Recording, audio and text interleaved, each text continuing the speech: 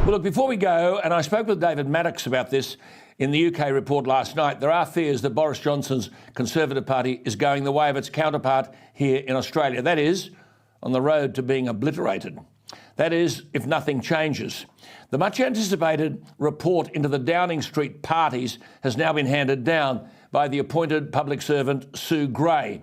It was anticlimactic in a way.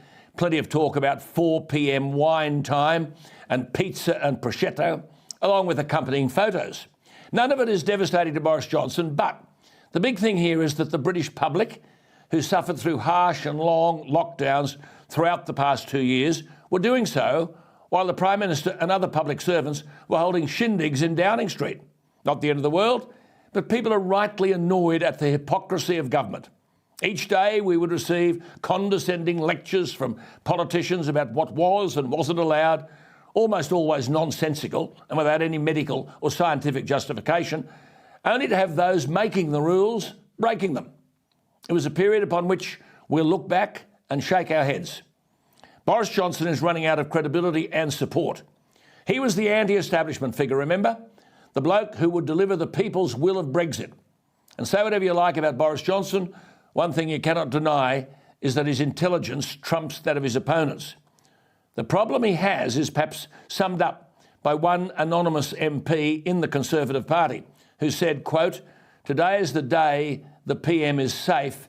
Today is also the day the Conservatives lost the next general election," unquote. It's an interesting point. The one thing Boris Johnson will have to face is that voters may think it is time for change after 14 years of the Conservatives in charge.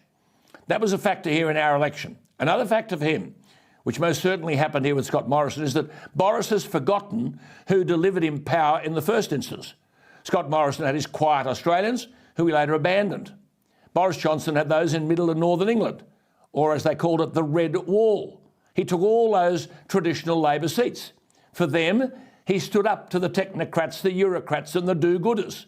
He was rewarded in the 2019 general election, with the Tories winning 43.6% of the vote, only 0.3 points below Margaret Thatcher's phenomenal triumph in 1979. Alistair Heath, in what is a perfect summation of where Boris Johnson is, writes in the UK Telegraph, and I quote, "Gray's report describes a delusional, arrogant elite who thought the stringent rules they had imposed on the public didn't apply to them. A politically toxic state of affairs in the middle of a cost of living crisis."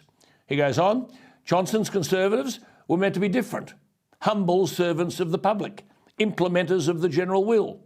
Instead, they've turned out to be just as bad as other ruling castes, breaking manifesto promises with as much abandon as they ignored the COVID rules, convinced that they could get away with everything.